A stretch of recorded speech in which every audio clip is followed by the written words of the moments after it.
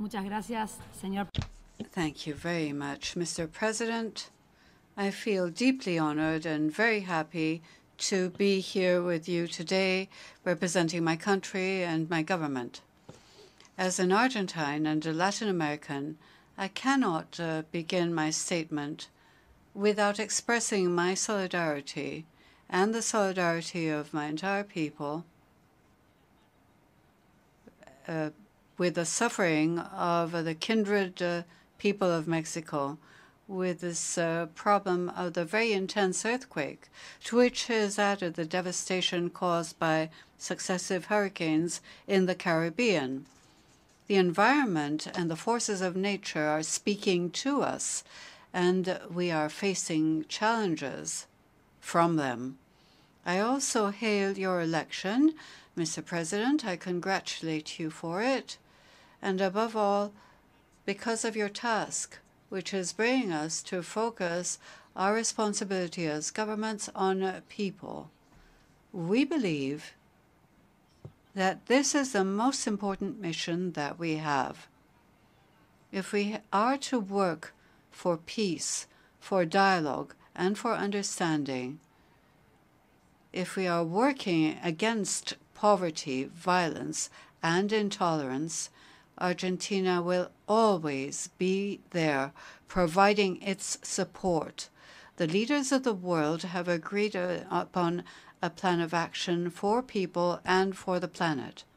The 2030 Agenda establishes that the eradication of poverty in all its forms is the greatest challenge that the world faces to achieve sustainable development. Along with this global aspiration, our government established as one of the main axes of its program the goal of moving decisively towards zero poverty. As a demonstration of our commitment at the international level, Argentina last July presented its first voluntary national review of its application of the 2030 Agenda. In Argentina, we are working to create a country where there is equal opportunity. This is why we are focusing on the creation of jobs and inclusive education. In this area, I should indicate that my country will be the host of the fourth World Conference on the sustained elimination of child labor in November of this year, where we will deal with the issues of elimination of forced labor and the promotion of quality jobs for young people, because a debate on the future of work goes hand in hand with empowering our young people through quality education. We dream of a world where the destiny of a child and the future of a young person will be limited only by their talent, their intelligence, their determination, their will, power, and their desire to achieve something in life. The promotion and protection of human rights for Argentina are a state policy which has been sustained since we recovered democracy in 1983.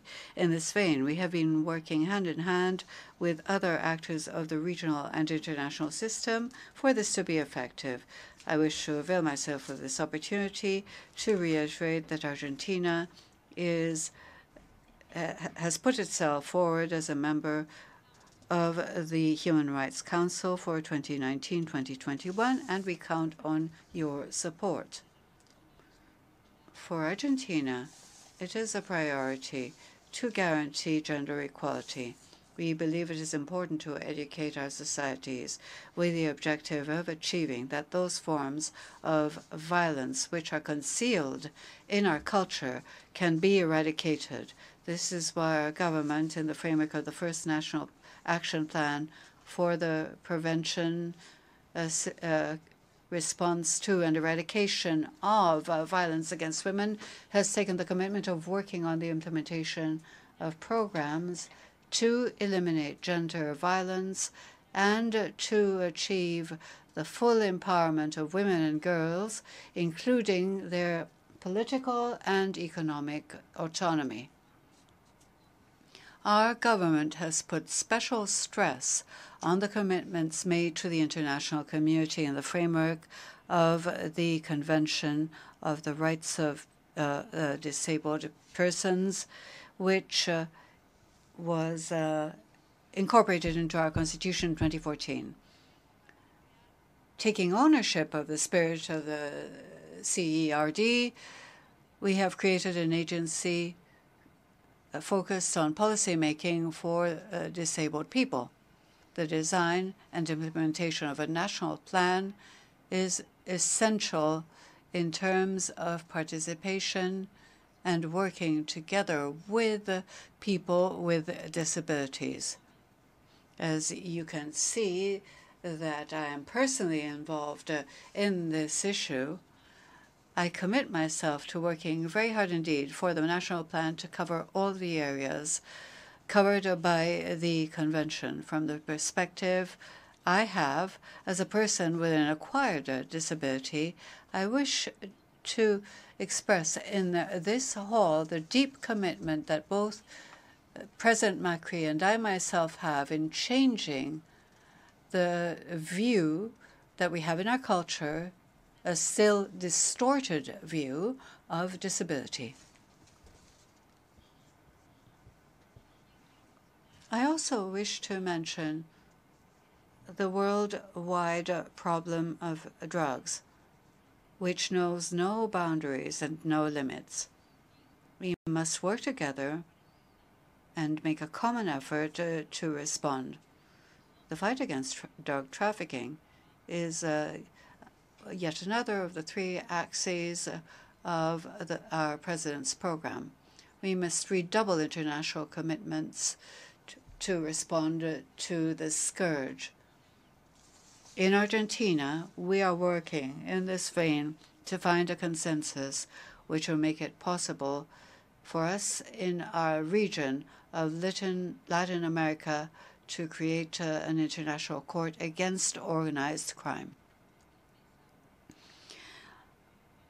It is with sadness, Mr. President, that I refer to the situation being experienced by the Bolivarian Republic of Venezuela, our kindred country. 12 states of America meeting in Lima recently condemned the break in democratic order and the systematic violation of human rights and fundamental freedoms, as well as the violence, repression, political persecution, the existence of political prisoners, and the lack of free elections. It is with pain that I must say these words about a kindred country, a country which is very dear to Argentina. And from this rostrum, I call for a credible, good faith effort of negotiation with consensus of the parties and which is oriented in order to peacefully achieve the reestablishment of democracy in Venezuela. The government of Argentina once again reiterates its condemnation of terrorism in all its forms. I wish to express the condolences of our people and convey them to the victims of this scourge and their families. We know that of which we speak. My country, Argentina, has directly suffered from terrorism. We are the victims of two major attacks in the city of Buenos Aires. In 1992, against the Embassy of Israel, and in 1994, against the headquarters of the Argentine Jewish Mutual Association. I wish to reiterate the will of the Republic of Argentina to bring to justice all those who participated in the financing, planning, preparation, or the actual terrorist attacks themselves. The continued investigation of the attack on the Association, the Argentine Jewish Mutual Association, calls for the appearance of the accused at a hearing. We do not want another 20 years to pass without justice being done. This is why we call on the international community to support us in the request to the Islamic Republic of Iran for cooperation in clarifying and shedding light on this terrorist act. Mr. President, for our government, the new role of developing countries calls for the design of an international architecture in the areas of finance and trade, oriented towards inclusive, sustainable, and balanced economic growth. In this context, Argentina reaffirms its will to integrate itself into the world by building bridges with the international community, and we demonstrate this, amongst other things, by taking the responsibility of being hosts of the 11th Ministerial Conference of the World Trade Organization next December in Buenos Aires, and by taking the presidency of the G20 in 2018. We support our commitment to getting a positive outcome from this the aforementioned conference.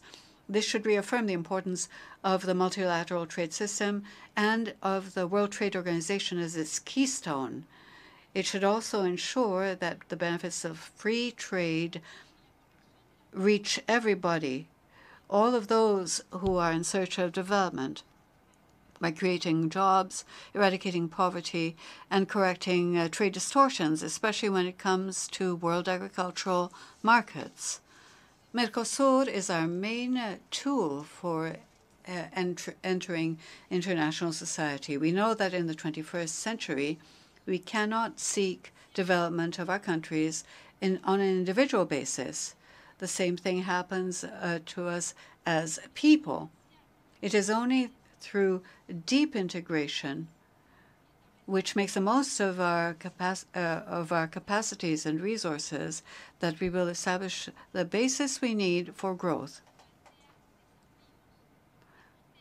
The current world situation presents challenges to us which strengthen Argentina's decision to extend trade and improve our profile as a country for investment. This leads us to have a Mercosur in agreement with the focused regionalism to attract investments and participation in the value chain, which will have special emphasis and special effects on small and medium enterprises to generate more and better jobs. This is why we strongly encourage negotiations with the European Union, which are entering their final phase.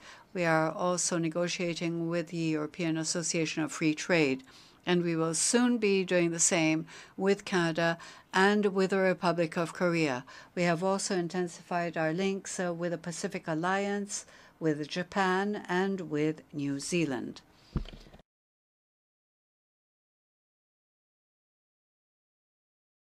Mr. President, Argentine international cooperation through the Argentine Fund for South-South and Triangular Cooperation, which is celebrating its 25th anniversary this year, is a fundamental foreign policy mechanism, which makes it possible for us to ally ourselves in solidarity in a horizontal fashion with other states.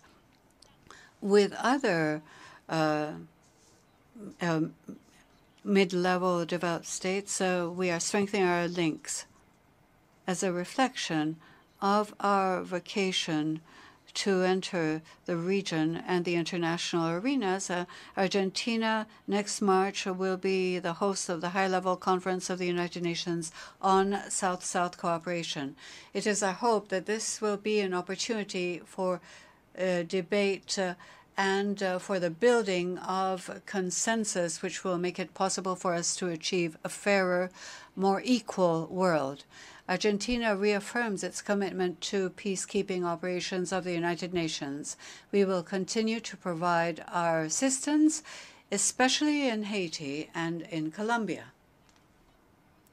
Argentina promotes its presence on the international stage in order to achieve better levels of protection, a sustainable, rational use of our natural resources, encouraging all projects and all activities that improve the living conditions of the people living on our national territory. Care for the environment is a priority for us. We cannot think about growing if we do not grow in a balanced fashion, balanced together with the environment.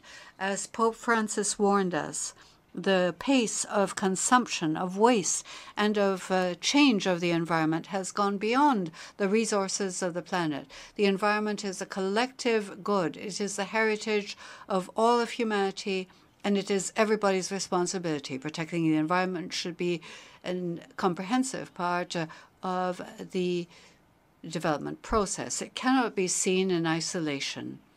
Argentina is committed to the Paris Agreement.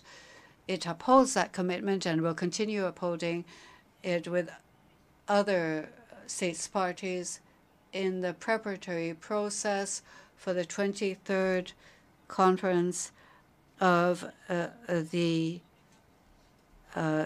United Nations Convention on Climate Change in order to make further progress in the implementation of the UNFCCC. Mr. President, we wish to reiterate our legitimate, imprescriptible right of sovereignty over the Malvinas, South Georgia, and South Sandwich Islands and the surrounding marine areas.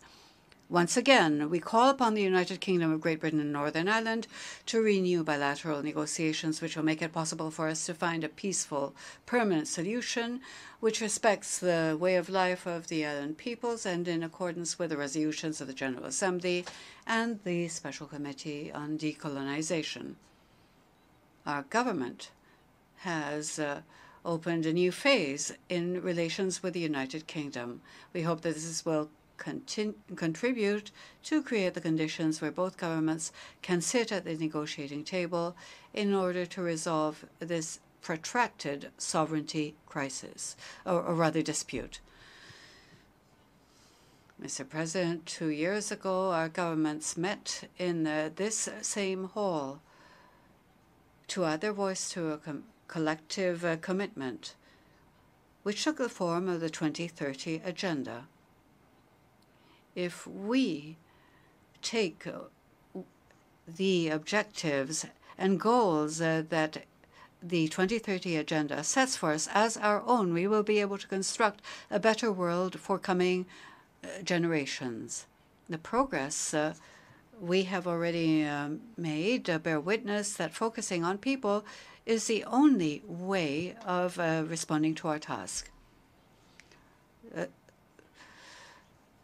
The phase of history that we are living through is full of challenges and opportunities.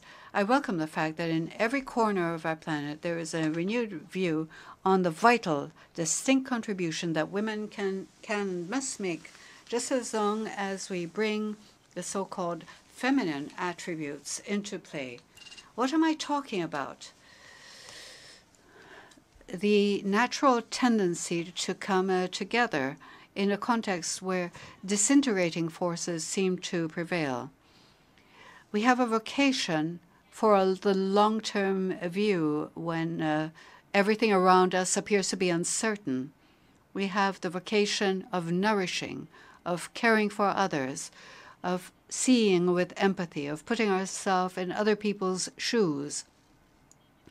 All of these are indispensable feminine qualities that we must put into play when we want a more equal and just society. Indeed, these attributes are vital, but they are not the exclusive property of women. And we are not the only people needed to reach the goals that have been set.